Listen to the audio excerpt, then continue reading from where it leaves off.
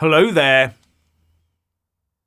Ladies and gentlemen, something terrible has happened.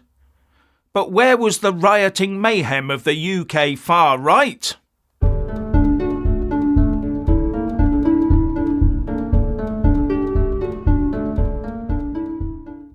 A radical far-left Labour Party has just gained power. So we must all prepare ourselves for wide open-door immigration and endless rubber boats. We must be ready for a stealthy backdoor rejoining of the European Union. We must brace ourselves for the further destruction of our already tattered democracy. We must be ready to receive forced medical interventions at any time the WHO dictates.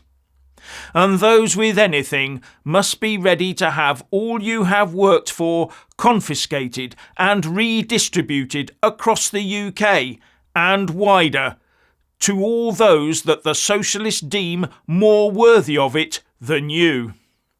Because Keir Starmer's Labour Party is now in power. And unlike in France, where the election of right-wing politicians was met with violent left-wing rioting, in the UK, an election resulting in a potentially hard-left socialist administration is met with a weary acceptance. Thus far. Despite all the talk about a violent, far-right threat. There were, however, lefty types invading Nigel Farage's first speech as a Reform UK MP and heckling him. It's always the left, isn't it? So I'm looking forward to the Tommy Robinson Pro-UK rally on the 27th of this month to show how well-mannered and polite the so-called far-right really is. And already with lefties in power there is talk of means testing the state pension.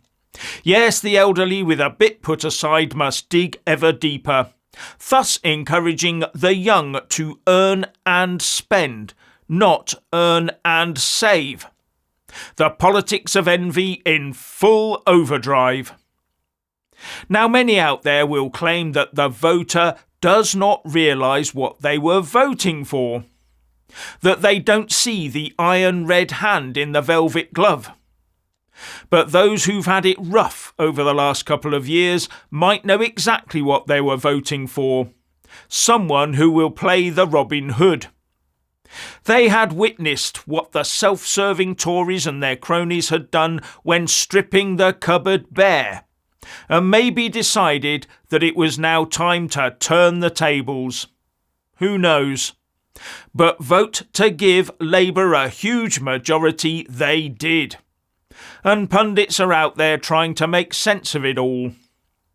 The point is that the electorate has spoken, so surely democracy must deliver. But I see it in the same vein as the Brexit vote.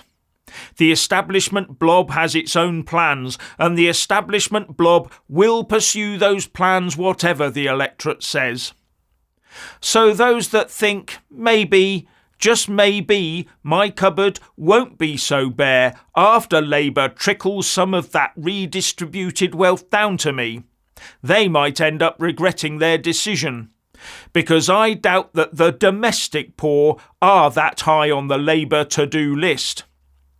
They are, as illustrated by Angela Rayner's cringeworthy pre-election begging for help from a certain demographic, more likely to have other, more internationally pressing matters like rebuilding Gaza on their mind, and even accepting thousands of refugees from the region.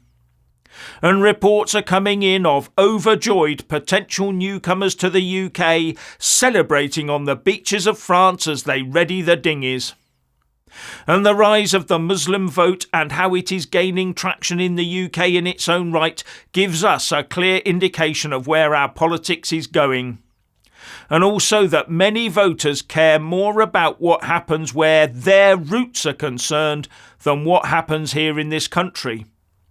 And there are also those that would exploit that situation for their own political ends. So some people might be glad to see the exit of George Galloway and his Workers' Party. But Jeremy Corbyn is still here, remember?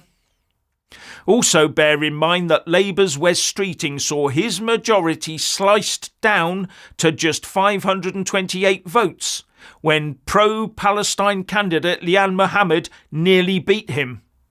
And Labour heavyweight Jonathan Ashworth lost his seat over the Gaza issue to Shaukat Adam.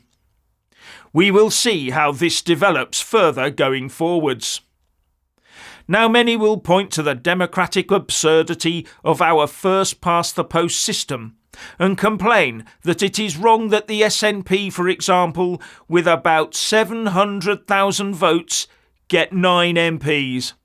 But Reform UK only gets 4 seats with over 4 million votes. Under proportional representation, Reform UK should have won over 90 seats. But Labour has just won a 120-plus majority via first past the post. Do you think they're really going to change that anytime soon? I don't. Labour has visions of at least 2 terms of morphing this country into a socialist utopia, and that means a clear Labour majority for at least a decade. And something like PR could put an almighty spanner in their works. So no, there will be no PR under a Labour government. In fact, I believe that Labour is more likely to cynically follow the diversity, equality and inclusivity route of DEI to try and continue the stifling of our freedom of expression. A freedom of expression that could highlight their shortcomings, with one of the first moves being to embrace a definition of Islamophobia that will prevent not only discussion about, but criticism of that religion. After all, Labour has a lot of votes to recover from their recent pronouncements on Gaza, don't they? Now, we got rid of a lot of the Tory wets during this election, and many say good riddance. But the overall result is to replace them with Labour hard left types. But many would argue that dealing with the Tories was the first step, and that now it will be the turn of the Labour Party to find out what happens when the wrath of the electorate is focused on you. But who will be holding a Labour government with such a powerful electoral mandate to account? The official opposition, the Tory party, won't be, because they'll be too busy continuing their opposition of the last 5 years, the opposition to each other. Their infighting, backbiting and power struggling will be a full feature of their party for months if not years to come. While the Lib Dems and Greens will be more likely to demand that Labour goes further to the left and becomes more authoritarian. The only grouping that will be putting any real opposition up to the Labour Party will be the handful of Reform UK MPs led by Nigel Farage. But they will have to stick together like limpets and hope to persuade some of the more reliable Tory bickerers to join them. But being in Parliament will give Farage and his team a great platform to launch a campaign against the rise of the rampant left. And one assumes, as ever, that every time he walks out of Parliament, the press will be there to talk to Farage. Along with a lot of lefty acrimony, something I hope Farage is prepared for. I bet the prat-in-the-hat Steve Bray will make a huge return, ready to pounce as soon as any Reform UK MP leaves Westminster. Something that would actually backfire in the favour of Farage. Another facet to all of this is that the rump of the Conservative Party left in the House of Commons will be arguing among themselves as to whether they should try to assimilate Farage and his crew of MPs into their cabal. You know, do unto others before they do unto you. That is something that Farage would, I think at this stage, fight tooth and nail against. But what of his MPs? Watch them like a hawk. They might be our only hope.